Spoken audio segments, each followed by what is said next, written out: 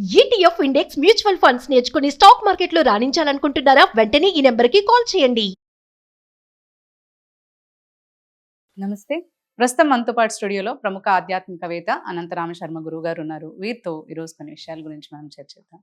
గురుగారు నమస్కారం అండి. నమస్కారం అమ్మా. నరసింహార్పణం.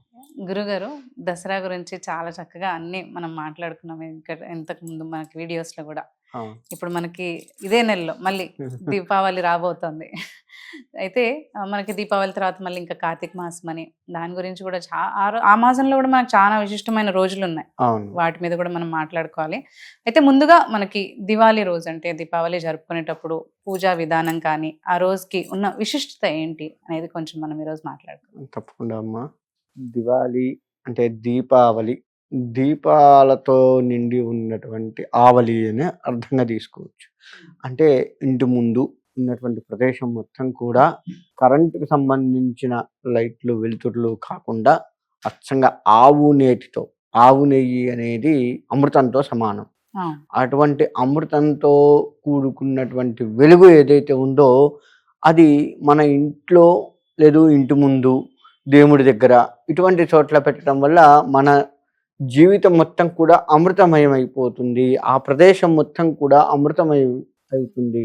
అమృతమయం కావటము అంటే ఇక్కడ మనకు చెప్పేది ఏంటంటే భగవంతుడి ఆశీస్సులు, పితృదేవత ఆశీస్సులు ఈ రెండు కూడా వస్తాయి. అమావాస్య అంటే మన పితృదేవతలు కూడా వస్తారు. కాబట్టి అటు పితృదేవతల ఆశీస్సుల వల్ల వంశాభివృద్ధి అవుతుంది, ఇటు దేవతల ఆశీస్సుల వల్ల ముక్తి కలుగుతుంది. ఈ ఇద్దరి ఆశీస్సులు కావాలి మనకి. కాబట్టి అట్లా మనము సంధ్యా సమయంలో దీపాలు పెట్టడం వల్ల మళ్ళీ ఇంకా సంధ్యా సమయం అంటే ఇంకా 2 రకాల ముఖ్యమైన ఉన్నాయి. ఏంటి అంటే అదే సంధ్యా సమయంలో నారసింహస్వామి వారు దుష్ట శిక్షణ చేశారు, శిష్ట రక్షణ చేశారు. సంధ్యా సమయంలోనే, అదే రోజు కాదు, సమయం, సంధ్యా సమయంలో. అది ఒకటి. శివుడు ఆనందంతో నాట్యమాడుతూ ఉన్నటువంటి సమయం. ఇటు ఆనందము, ఇటు దుష్ట శిక్షణ, శిష్ట రక్షణ, ఈ రెండు కూడా ఒకే సమయం కలుగుతుంది. అటువంటి సంధ్యా సమయంలో అమృతమయమైనటువంటి ఆవు నేతితో ఉన్నటువంటి దీపాలని పెట్టడం వల్ల చాలా మంచి జరుగుతుంది. అది అసలు దీపావళి చేసుకునే విధానం. అంటే మరి ఉదయం పెట్టొద్దా అంటే ఉదయం నుంచి లెక్క వేసుకుంటే సూర్యోదయానికి పూర్వమే భగవద్ ఆరాధన చేస్తూ చక్కగా స్వామివారు, అమ్మవారు, మన ఇష్టమైన దైవం ఎవరో ఆ దేవతకు సంబంధించినవన్నీ కూడా చదువుకుంటూ, అందులో అమావాస్య మన వైపు కొంచెం చెడుగా చూసుకున్నా కానీ అసలు అమావాస్య ఈ తమిళనాడు వైపు ప్రాంతం గనక చూసుకుంటే చాలా గొప్పదిగా చూస్తారు. అవును, కన్నడ వైపు కూడా. అవును, వాళ్ళు ఆ రోజు పండుగలాగా ఉపవాసాలు అవి ఉండి చేసుకుంటూ ఉంటారు పూజలు. మనం చూస్తాం ఇక్కడే. మీరు అన్నట్టు మనకి కొంచెం ఇక్కడే మన తెలుగు వాళ్ళే కాస్త అది చెడు రోజులాగా భావిస్తారు. ఎందుకు భావిస్తారు అంటే పూర్తిగా వెలుతురు ఉండదు కాబట్టి, ఏమాత్రం వెలుతురు ఉండదు కాబట్టి అలా భావిస్తారు. కానీ వెలుతురు ఉండదు అంటే మనం అజ్ఞానంలో ఉన్నాము అని నెలకొకసారైనా మనం తెలుసుకోగలగాలి. అజ్ఞానంలో ఉన్నాము, వెలుతురు కోసం తాపత్రయపడాలి, జ్ఞానం కోసం తాపత్రయపడాలి. అలా తాపత్రయపడే రోజు ఏదైతే ఉందో మళ్ళీ అది దీపావళి. ఆ రోజు మనం పండగ. మరి అమావాస్య మనకు చెడు, కానీ దీపావళి అమావాస్య లక్ష్మీప్రదంగా చెప్తాము. లక్ష్మీప్రదము అంటే ఆర్థికంగానే కాదు, అన్ని రకాలుగా ఇంట్లో ఆనందము లక్ష్మీప్రదమే, ఆరోగ్యము లక్ష్మీప్రదమే, అందరం కలిసిమెలిసి ఉండడము లక్ష్మీప్రదమే, భగవత్ ఆరాధన చేసుకోవాలని బుద్ధి పుట్టడం లక్ష్మీప్రదమే. ఇలా అన్ని లక్ష్మీప్రదాలే. అది మానేసి లక్ష్మీప్రదం అనగానే ఎంతసేపు ధనమే ఆలోచిస్తాం మనం. ఇది అలా లక్ష్మీప్రదంగా మనం చేసుకునేటువంటి రోజు దీపావళి. ప్రాతకాలాన్ని అమ్మవారికి సంబంధించి స్తోత్రములు ఏమన్నా చదవటము, చేయడము చేసి ఆ రోజు ఉపవాసం ఉంటే మంచిది. లేదు అంటే భగవంతుడికి నివేదన చేసింది పదార్థాలు స్వీకరించడం ఉత్తమం. ఒకవేళ సాయంత్రం పూట కేదారేశ్వర పూజ చేసుకోవాలి అన్నా, లేదు ఒకవేళ ఏదైనా లక్ష్మీ పూజ చేసుకోవాలి అన్నా, ఇతరత్ర ఏదైనా పూజలు చేయాలి అనిపిస్తే మాత్రం అలా చేసుకునేవారు మాత్రం ఖచ్చితంగా సాయంత్రం సమయంలో చేయాలి అనుకున్నవారు ప్రతి వారు కూడాను ఉపవాసం ఉండటమే ఉత్తమం. ఉపవాసం ఉండి ఆ పూజ చేసుకున్న తర్వాత భగవత్ నివేదన చేసుకొని మనము భోజనం చేయాలి. ఈ విధంగా చేయడం ఉత్తమం. అంటే ఈ రోజు నార్మల్ గా మనకి ప్రతి నెల అమావాస్య వస్తుంది. ఈ నెలకి ఉన్న ప్రత్యేకత ఏంటి? అందులోనూ మనకి అమావాస్య రోజు సాయంత్రం ప్రత్యేకంగా మనం లక్ష్మీ అమ్మవారిని పూజిస్తూ ఉంటాం. అది ఎందుకు చేస్తా ఉంటాం? కార్తీక మాసానికి ముందు వస్తుంది, ఒకటిగా తీసుకోవచ్చు. ఉమ్, రెండోది, ఈ సంవత్సరానికి ఒకసారి అమ్మవారిని కొలిచే రోజుగా చెప్తాం. ఇంత ఇదిగా మనం అమ్మవారిని కొలుస్తూ చివరికి మనం ఒక చిన్న తప్పు పని కూడా చేస్తున్నాం, అందరం చేస్తున్నాం. ఎక్కువ శాతం చేసే వాళ్ళే ఉన్నారు, కొంతమంది ఉంటారు మహానుభావులు, అందరిని అనకూడదు. మళ్ళీ ఏం చేస్తామంటే క్రాకర్స్ కాలుస్తాము, అందులో లక్ష్మీ బాంబ్ అని ఉంటుంది. మనం అమ్మవారి పూజ చేసి అమ్మవారికి అభిషేకాలు అర్చనలు చేసి అమ్మవారి కోసం ఉపవాసం ఉండి అమ్మవారు మన ఇంటికి రావాలి అని తాపత్రయపడి ఇంత చేస్తున్న మనము ఆ లక్ష్మీ క్రాకర్స్లో ఆ లక్ష్మీదేవిని కాల్ చేస్తున్నాం. ఇక్కడ చూడండి, మనం ఎంత పెద్ద తప్పు చేస్తున్నాము. మనం కొలిచేదే అమ్మవారిని, లక్ష్మీ అమ్మవారిని, తగలబెట్టేది లక్ష్మీ అమ్మవారిని. అంటే మనం చేసేదానికి అమ్మవారు మెచ్చుకుంటుందా? కాబట్టి నేను ఇచ్చే సలహా ఏంటంటే, ఇది హిందుత్వాన్ని దెబ్బతీసే విధంగా తయారు చేసి ఉన్నటువంటి క్రాకర్.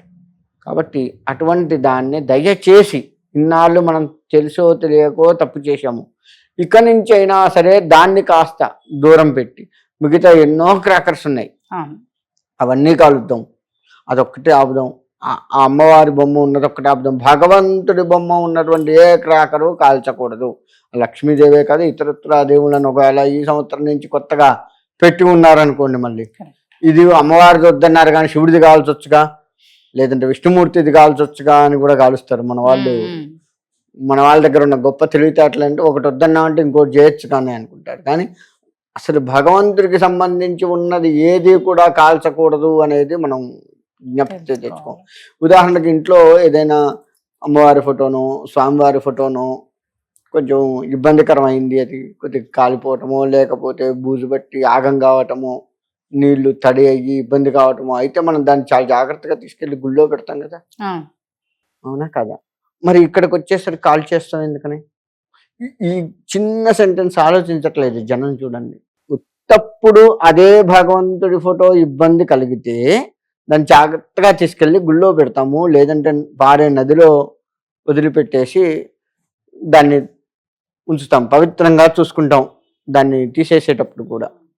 అటువంటి పవిత్రంగా చూసుకుంటున్న మనము ఈ బాంబులు కాల్చే ఈ సందడిలో పడి అమ్మవారి ఫోటో ఉంది అన్న జ్ఞప్తి లేకుండా పోయింది, ఉన్నా కానీ దాన్ని పట్టించుకునే జ్ఞానం లేకుండా పోయింది.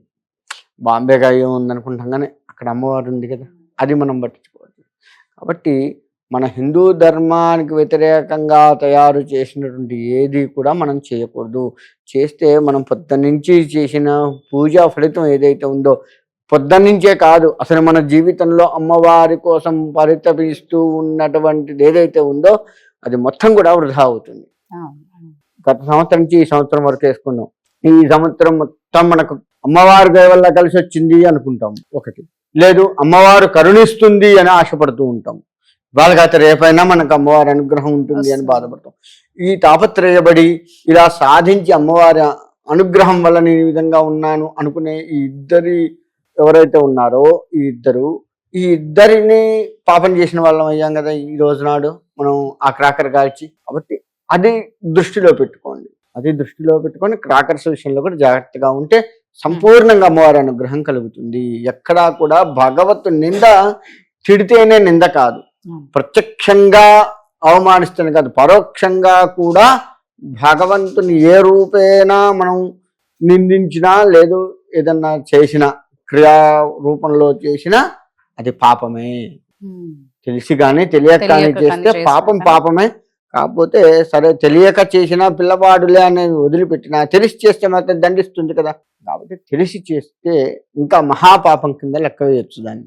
అటు లేకుండా చాలా జాగ్రత్తగా గనక ఉండగలిగితే అమ్మవారి అనుగ్రహం మనం ఎంత తాపత్రయపడ్డామో అది ఖచ్చితంగా మనకు ఇచ్చి మనల్ని చరితార్థుల్ని చేసి ఇంట్లో అందరికీ కూడా లక్ష్మీప్రదం ఉండేట్లుగా చేస్తుంది. ఇది ఇంకా అమ్మవారికి ఇష్టమైంది పాయసం బాగా ఇష్టం, అన్నం పాయసం బాగా ఇష్టం. అది గనక నివేదన పెట్టి ఈ మధ్య అందరు ఏం చేస్తున్నారు, షాప్ ఓపెనింగ్లు, షాప్ పూజలు ఇవన్నీ కాగానే మన స్వీట్ హౌస్లో కొనుక్కొచ్చినవి తెచ్చి పెడుతున్నారు. అసలు పనికి రాదు. ఎందుకంటే స్వీట్ హౌస్లో వారు ఏ విధంగా ఉండి చేశారు. వారికి ఏ విధమైన ఇబ్బందులు ఉన్నాయో తెలియదు. ఇంట్లో ఇబ్బందులు, ఆడవారి ఇబ్బందులు కావచ్చు, లేదు మనకు ఈ హైదరాబాదు ఈ ప్రాంతంలో చేసే వాళ్ళందరూ కూడాను ఇక్కడే ఎక్కువ పెడతారు. ఇది రాను రాను పల్లెటూర్లకు కూడా పాకింది అనుకోండి. మహానగరాల్లో బాగా పెడుతూ ఉంటారు స్వీట్ షాపుల్లో తెచ్చి. అలా అక్కడ తయారు చేసే వాళ్ళకు సృష్టి ఉండొచ్చు. అటువంటివి అన్నీ కూడాను వాడి వ్యాపారం. ఐటమ్ ఆయన చేశాడు, పెట్టాడు, అమ్మాడు, కానీ అది పాపం కావట్లేదు. కాబట్టి మన ఇంట్లో శుచి శుభ్రతలతో నియమనిష్టలతో చేసినటువంటి పదార్థం భగవంతుడికి పెడితే అది స్వీకరించి దానికి తగ్గ ఫలితాన్ని మనకిస్తాడు. కాబట్టి మనం కొబ్బరికాయ కొడితే ఎంత పవిత్ర భావంతో కొడతామో చేసేటువంటి పాయసము ఇవి కూడా అదే భక్తి శ్రద్ధలతో భగవంతుడికి చేయాలి. అంతేకాని షాపుల్లో కొనుక్కొచ్చినవి నివేదన పెట్టకూడదు. సరదాగా తింటే తిన్నారేమో కానీ భగవంత్ నివేదనకు పనికిరాదు. ఇంట్లో వండింది మాత్రమే పనికి వస్తుంది, అది గుర్తుపెట్టుకోండి. ఎందుకు అంటే మనం నియమనిష్టలతో వండుతాం, అక్కడ అలా ఉండదు. కాబట్టి వద్దు అని చెప్తాం. ఈ దీపావళి రోజు చక్కగా అందరూ అమ్మవారిని మనస్ఫూర్తిగా నిష్టలతో పూజిస్తే అందరూ కూడా తప్పకుండా మంచి ఫలితం సంతోషంగా జరుగుతుంది. ఉంటారన్నమాట.